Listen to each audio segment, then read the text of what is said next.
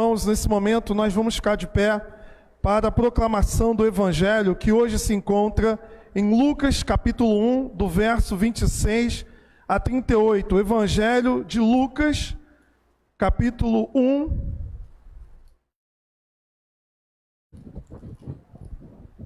do verso 26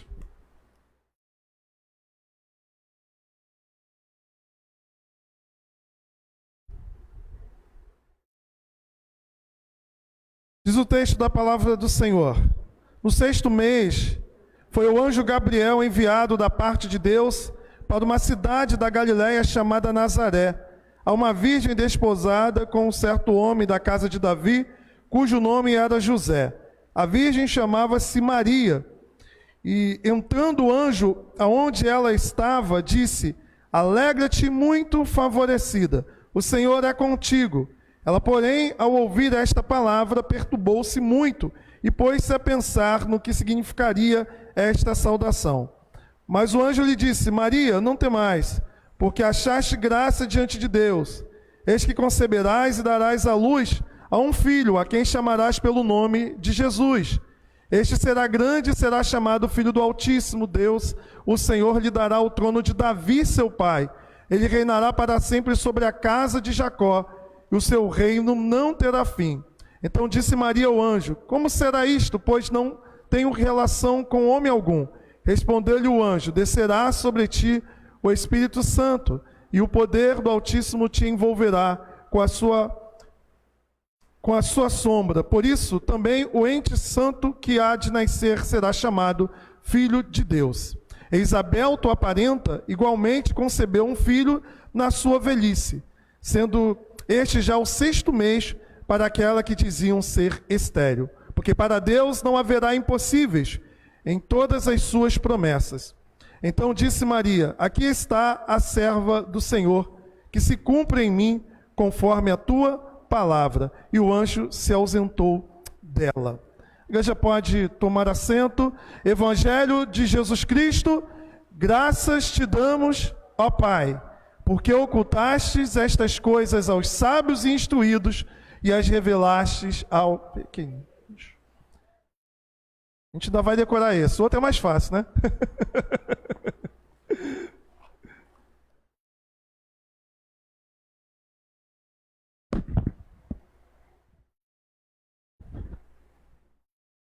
Meus irmãos, nós estamos próximo do Natal. Hoje, no calendário cristão, nós chamamos de 4º domingo do Advento.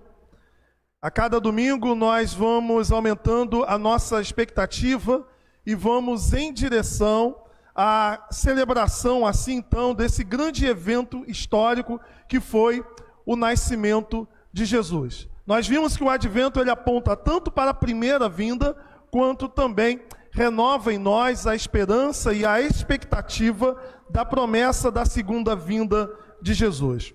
Até então nós estamos aqui meditando através de João Batista. Falamos desta primeira vinda através do profeta João Batista. Vimos também aqui uma outra figura durante a liturgia que nós fizemos leitura ao longo desse período do Advento, que foi a figura de Isaías, o profeta messiânico. E hoje, mais próximo da celebração do Natal, nós temos como uma figura de grande importância que nos lança uma profunda expectativa e reflexão a pessoa da bem-aventurada Maria, a mãe de Jesus. É muito interessante que a figura de Maria, às vezes, ela é exaltada a ponto de fugir daquilo que a própria palavra apresenta em algumas tradições cristãs, e por causa do exagero de alguns, ela é deixada de lado na reflexão cristã de muitas comunidades evangélicas. Tanto é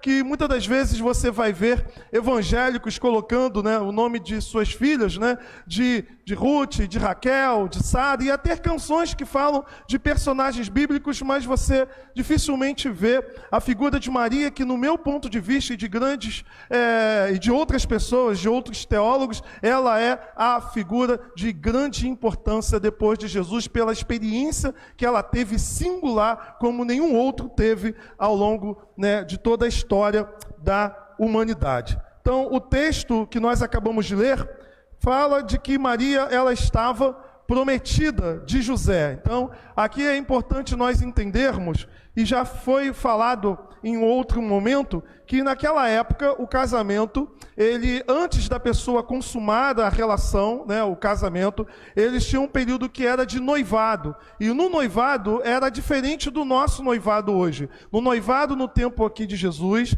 era um contrato que só poderia ser desfeito mediante um processo de divórcio. A diferença é que no noivado, ainda eles não tinham relacionamento sexual, cada um estava em sua casa. E qualquer relação fora daquele que era o noivo ou a noiva era considerado adultério. Portanto, diante da lei daquela época, uma pessoa adúltera, ela era condenada, a condenação era de morte. Portanto, Maria, ela estava prometida de José, e esse período, então, de noivado que ela tinha com José, se ela aparecesse com uma outra pessoa, ela seria considerada adúltera e poderia, assim, então, sofrer a penalidade do adultério.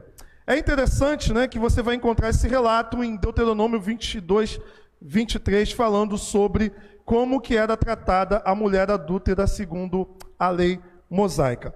O texto nos mostra que Maria, então, ela recebeu a visita do anjo Gabriel. Gabriel significa palavra de Deus, um mensageiro. O anjo significa mensageiro, né? A palavra anjo em grego quer dizer mensageiro. E é ele que vai trazer, então, uma mensagem para Maria. Vai trazer essa palavra de cumprimento da promessa de Deus acerca daquele que nasceria da descendência de Davi, para cumprir, então, assim, na vida do povo de Israel, a promessa de um reinado eterno da casa de Davi. Foi o que nós lemos no Salmo, não é isso? Da descendência de Davi. Nós lemos no texto de Samuel, falando sobre a promessa que Deus fez a Davi, e vemos aqui também, depois, agora nessa passagem, o cumprimento desta promessa, desta profecia, que da linhagem de Davi haveria aquele que governaria, e o seu governo seria para sempre, seria eterno.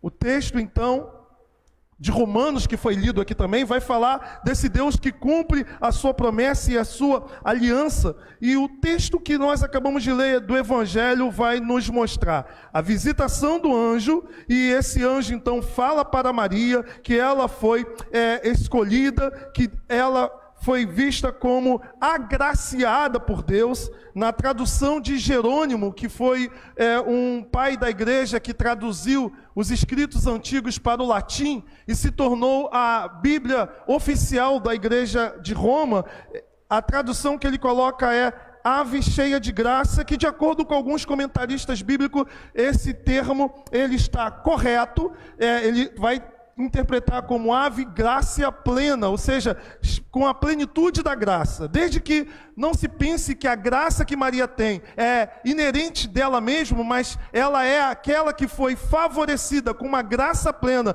dada por Deus. Essa tradução, ela está perfeitamente correta, pois fora da graça, nós sabemos o que há, na verdade, o que fazemos geralmente quando a pessoa não merece. Damos o que ela merece, que é geralmente uma ação em que não é manifestado um favor imerecido. Então a ideia de graça é a ideia de receber um favor imerecido. Quando fora da graça, nós não temos o favor, nós temos o que de fato é merecido. E quando nós olhamos para a figura de Maria, embora ela esse personagem que nós vamos ver, esse personagem com grandes virtudes, a graça que ela carrega não é inerente a ela, não é dela, é uma graça dada por Deus, assim como nós também experimentamos. Pois fora da graça, o que temos, na verdade, é a recepção do que merecemos, e o que merecemos como pecador não é nada a não ser a condenação. Então o texto vai dizer que o anjo visita Maria, e o texto vai nos dizer que esse anjo diz para ela, e ela fica surpresa, pois recebe a visitação de um ser que não é comum, é um ser de um outro plano, né? Podemos assim dizer que é um extraterrestre, porque às vezes a gente olha, extraterrestre é o quê? Fora da terra. Então a visitação de um anjo é a visitação de um ser de um outro plano, que certamente causa um certo espanto. Eu fico surpreso às vezes como as pessoas veem tanto anjos, né? Tô vendo um anjo aqui, tô vendo ali, e fica de boa, né? Não tem nenhum tipo de reação surpresa, não fica nem um pouquinho espantado. Eu ficaria espantado se visse um ser que não pertence a esta dimensão me visitando e dizendo, olha, alegra-te, varão, né? E eu, opa, o que é isso? O que está acontecendo? E ela recebe essa visitação de um ser de um outro plano, o anjo Gabriel, o mesmo anjo que você vai encontrar nos textos bíblicos do Antigo Testamento. Esse anjo, então, traz uma palavra de que ela é escolhida de Deus, ela é cheia de graça, não porque há mérito nela, o mérito é do próprio Deus que concede a ela, então, essa experiência singular no plano da salvação. E aí, então, nós vamos meditar hoje no tema Maria, modelo de igreja, exemplo a ser seguido. Maria, modelo de igreja e exemplo a ser seguido. A primeira questão que nós vimos aqui no texto é o que está no verso 38. O verso 38 vai dizendo, perdão, que a minha página virou. O verso 38 vai dizer, então disse Maria, aqui está a serva do Senhor, que se cumpra em mim conforme a tua palavra, e o anjo se ausentou dela. Aqui nós encontramos, então, depois da visita do anjo, depois que o anjo fala que ela seria aquela que daria luz ao herdeiro do trono de Davi, porque veja lá o que está no verso de número 32, que aquele que nasceria dela seria grande, seria chamado Filho do Altíssimo, Deus o Senhor lhe dará o trono de Davi, ou seja, nela se cumpriria o propósito, o plano de Deus, esse plano que vem desde lá do Antigo Testamento, os profetas anunciando acerca do Messias, e para ser mais pontual, a promessa veio desde Gênesis, quando há uma luta ali que Deus falou para Eva, de que a semente da mulher haveria de esmagar a cabeça de Satanás. Portanto, Maria, aqui ela tem a oportunidade de fazer o inverso de que a primeira mulher fez.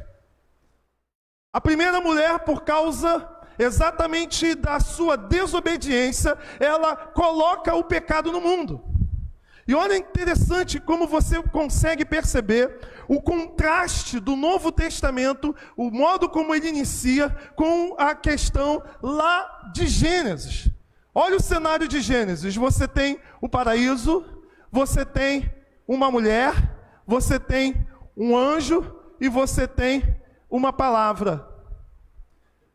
Eva, o anjo na figura da serpente, traz uma palavra, desconstruindo a palavra de Deus, e você tem a atitude de Eva, que é de duvidar daquilo que Deus havia falado e de dar ouvidos à serpente. Agora o Novo Testamento começa, é por isso que os pais da igreja até chamam Maria de a nova Eva, porque ela vai ser aquela que vai inverter, ela vai criar um contraste com aquele cenário inicial. Uma mulher, um anjo, uma palavra e uma atitude. Se na primeira versão, o anjo leva a mulher à queda, e por causa da queda entra o pecado no mundo, na segunda versão aqui, você tem a mulher dizendo o sim a Deus, e por causa do sim, a salvação entra no mundo mediante a sua obediência. Por isso que os pais da igreja diziam que o nó feito por Eva foi desfeito por Maria, o nó da obediência, o nó da desobediência. Ou melhor, o nó da desobediência e o desfecho desse nó da desobediência com o sim que ela dá. Então aqui o texto vai exatamente nos mostrar que Maria, ela é um modelo a ser seguido, no sentido de que ela é um modelo de fé e ela é um modelo de obediência à palavra de Deus. Fé, meu irmão, porque ela crê na palavra de Deus, ela crê na promessa de Deus. Ela diz assim: eis aqui a escrava do Senhor. Ela não fica titubeando, ela não fica criando desculpa. Nós devemos lembrar, por exemplo, que Moisés, quando foi chamado por Deus, o que ele fez? Ele deu desculpa. Jeremias, o que ele fez? Ele deu desculpa. Agora Maria, no máximo que ela fez foi o seguinte: olha, como é que eu vou engravidar se eu não conheço homem algum? Só isso. Ela só queria saber como que vai ficar grávida, como que ela vai explicar essa história, né, de ficar grávida, se ela não tinha ainda relacionamento sexual com José. E ela simplesmente, ao ouvir a explicação que Deus dá, ela coloca o projeto de Deus acima dos seus próprios projetos. Porque Maria era uma jovem, de acordo com alguns estudiosos, vão dizer até que talvez ela tinha aí na sua faixa dos 14, 15 anos de idade. E aí você vê uma menina com essa faixa de idade, sabendo que poderia correr risco de vida, caso ela aceitasse essa missão dada por Deus, ela abriria mão da sua vida, do seu sonho de menina, né, de mulher, para poder assumir assim então o sonho e o projeto de Deus, porque ela entende que o projeto de Deus é maior do que o seu próprio projeto. E olha como Maria então serve para nós como um modelo, quando ela diz sim. Quando ela se coloca como aquela que faz a vontade do Senhor, ela diz: eis aqui a serva do Senhor. A palavra no grego é doula, o que quer dizer eis a escrava de Deus. Eis aquela que ouve a palavra do Senhor e se coloca completamente a obedecer incondicionalmente. Incondicionalmente, ela não mede esforços para assim então atender o projeto de Deus, ainda que a sua vida estava correndo risco, ainda que ela poderia ouvir uma rejeição de José, conforme você vai ver no relato que está em Mateus. E aí o sim de Maria, em conjunto com a palavra de Deus e a ação do Espírito Santo, porque o texto diz que o Espírito Santo a envolveu, Cristo é gerado em seu ventre. Meu irmão, minha irmã, quando nós que estávamos no mundo, que não pertencíamos ao Senhor, ouvimos a palavra de Deus, somos tocados por essa graça maravilhosa e dizemos sim a Deus por causa dessa graça que nos convenceu de que o plano de Deus, que o projeto de Deus é maior do que os nossos próprios sonhos. Nós também temos a experiência de Maria. É claro, de uma maneira menos grandiosa, mas é uma experiência real de gerar Cristo em nosso ser, nosso ventre, em nosso coração. Assim como Maria disse sim a Deus, Cristo foi gerado em seu ventre. Nós também, quando dizemos sim a Deus, Cristo é gerado em nós. Maria, então, pode ser um exemplo no que tange a abnegação, a negar a sua própria vida para viver a vida de Deus. O segundo ponto que nós encontramos aqui é que Maria, ela é exemplo de humildade. Veja bem, aquele que está no ventre de Maria é o próprio Deus. Cristo é Deus. Houve um concílio na igreja chamado Concílio de Éfeso, que aconteceu no ano de 431, em que houve uma discussão se Jesus Cristo, ele era Deus, se Jesus Cristo era homem, e como que essas duas naturezas de Jesus, elas se relacionavam. E a igreja entendeu que Jesus Cristo, ele é verdadeiramente Deus, que ele é verdadeiramente homem. Há em Jesus duas naturezas unidas, não confundidas, não separadas. É por isso que não é errado. Muitas das vezes as pessoas se assustam com o termo, mas não é errado, pelo contrário, é correto dizer que Maria é mãe de Deus. Mas como assim Maria é mãe de Deus? Ela não é mãe da Santíssima Trindade. Ela é a mãe de Jesus, que é o quê? Deus. Eu não posso separar a natureza de Jesus. E foi isso que a igreja entendeu, foi isso que a igreja compreendeu. Eu não falo que Maria é mãe de Jesus enquanto homem, porque eu estaria dividindo a natureza humana da natureza divina, mas Jesus é Deus feito homem, e nesse sentido, nesse modo, a natureza de Jesus, ela não se divide. É por isso que eu posso dizer que em Jesus, Deus teve a experiência de ter uma mãe. Em Jesus, Deus teve a experiência de ter uma família. Em Jesus, Deus morreu. Em Jesus, Deus experimentou as realidades que todo ser humano experimenta. Então, quando nós falamos que Maria é mãe de Deus, o termo que é usado na teologia é Theotokos, que quer dizer portadora de Deus. Isso não é um termo para engrandecer e exaltar Maria, mas para dizer que aquele que nasceu de Maria, que é o centro da nossa fé, ele é verdadeiramente Deus e verdadeiramente homem. E olha que coisa tremenda quando nós conseguimos compreender isso. No ventre daquela menina simples de Nazaré, no ventre daquela menina simples chamada Maria, estava o próprio Criador do universo. Já parou para pensar nisso? Você ganha um dinheirinho a mais, você já fica todo o quê? Já viu aquela expressão, parece que carrega o rei?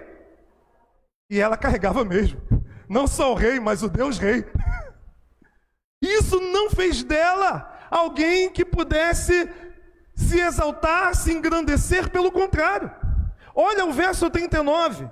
Naqueles dias, dispondo-se Maria, foi apressadamente à região montanhosa, a uma cidade de Judá, entrou na casa de Zacarias e saudou que a sua prima Isabel. Ouvindo esta saudação de Maria, a criança lhe estremeceu no ventre. Então Isabel ficou possuída do Espírito Santo e exclamou em alta voz: bendita és tu entre as mulheres, e bendito é o fruto do teu ventre. E de onde me provém que me venha visitar a mãe do meu Senhor? A própria Bíblia diz, a mãe do meu Deus, que a palavra Senhor aqui é Kyrios, que quer dizer Deus. Ela poderia, só a mãe de Deus, eu ficar aqui, vou deixar você ser servida. Mas não, meu irmão, essa jovenzinha, mesmo sendo ela a mãe do Messias de Israel, ela foi subir o morro e foi estar com a sua prima Isabel para ajudá-la, que ela já estava 6 meses de gravidez. Isso mostra o que? Serviço.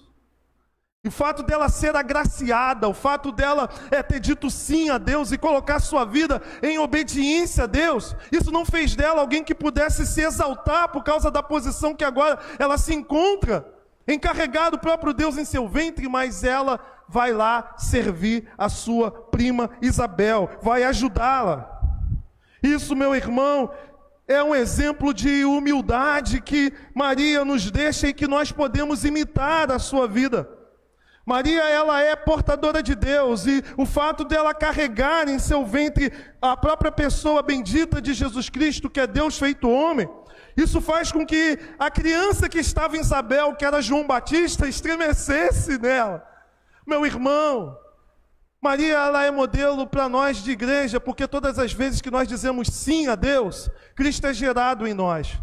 E quando nós nos colocamos como discípulos, nós somos portadores de Deus também, porque carregamos o Senhor em nosso coração. E essa realidade que Maria experimentou, de ao chegar no lugar, ser uma visita que traz a presença de Deus, assim deve ser cada um de nós. Aonde nós vamos, aonde nós colocarmos as plantas dos nossos pés, nós devemos trazer a presença de Deus para aquele lugar, e as pessoas que estão ali perto da gente sentir essa paz, essa grandeza da presença do Senhor na minha vida e na sua vida. Assim como a Arca da Aliança portava a presença de Deus, ela portava a presença de Deus, e nós, como igreja, também somos portadores da presença do Senhor. Olha como a figura de Maria, ela é a figura da primeira cristã propriamente dita. Por quê? Porque ela tem uma experiência com o Pai, com o Filho e com o Espírito Santo.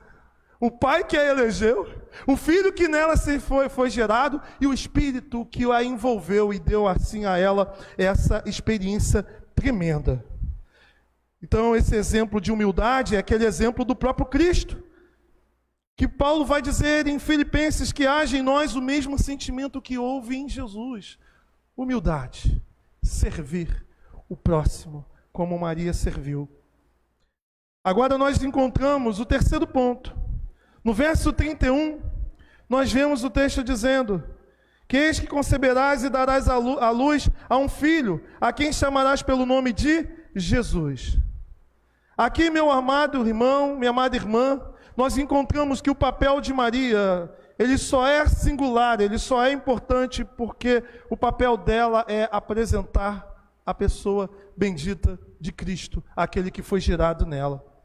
Olha, por exemplo, lá em Mateus, capítulo 2, verso de número 11. O texto vai nos dizer acerca da visita dos magos.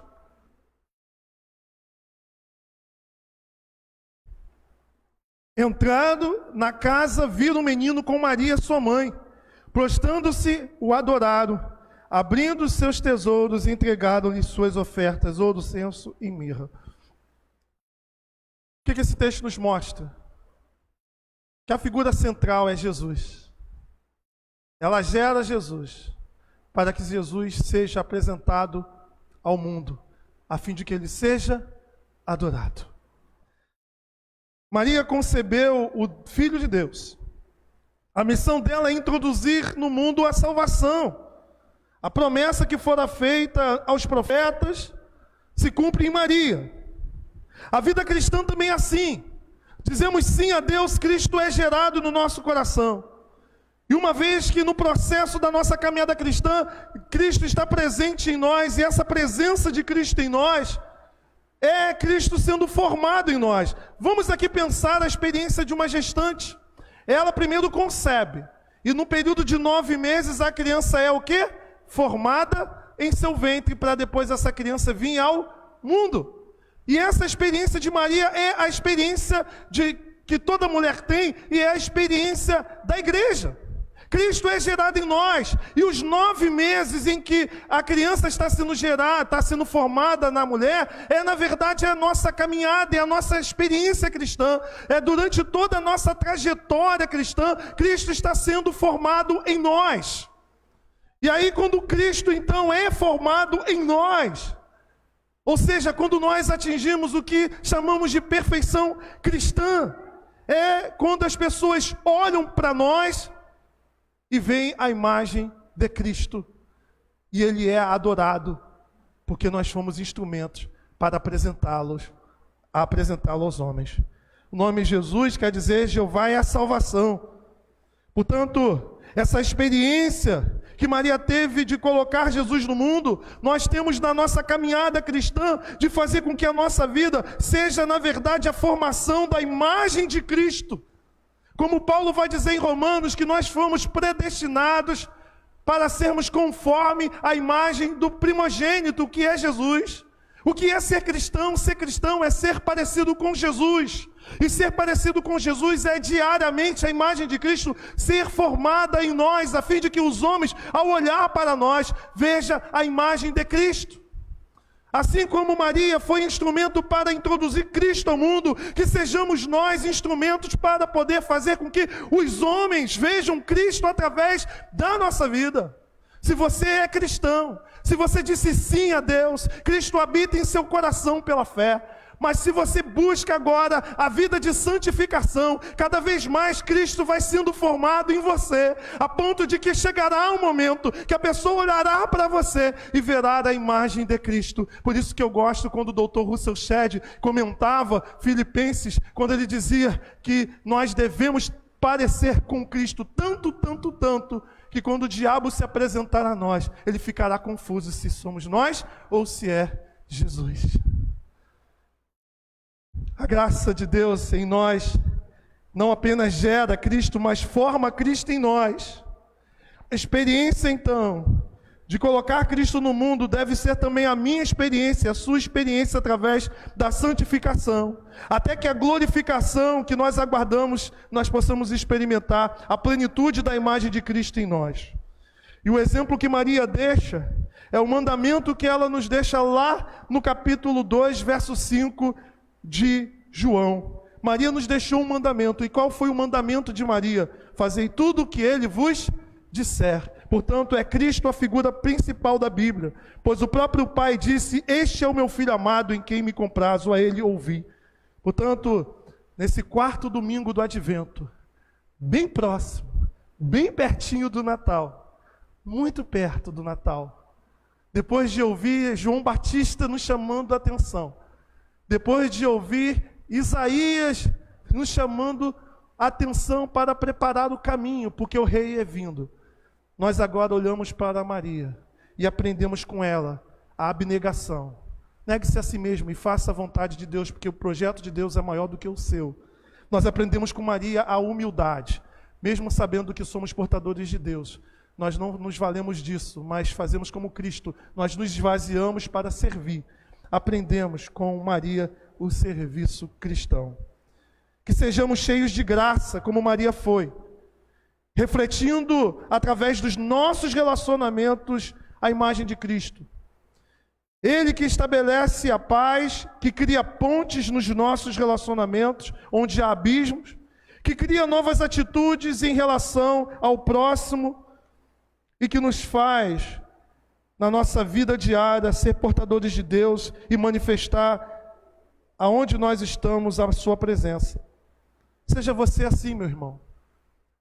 Se você for cristão de verdade, lá na sua casa, você vai ser como Maria. Alguém que ao chegar lá, de onde me vem a honra de receber o Valdinei, de onde me vem a honra de receber a Bruna, de onde me vem a honra de receber o presbítero Celso. Não porque presbítero Celso, Valdinei, Bruno, qualquer um aqui seja alguma coisa, mas porque porta a presença de Deus. E aonde a presença de Deus está, a paz, a alegria, a presença gloriosa de um Espírito que ajuda a criar um ambiente fraterno, relacionamentos verdadeiros, solidários, porque é isso que Deus faz na vida daqueles que têm uma experiência com Ele. Amém, queridos?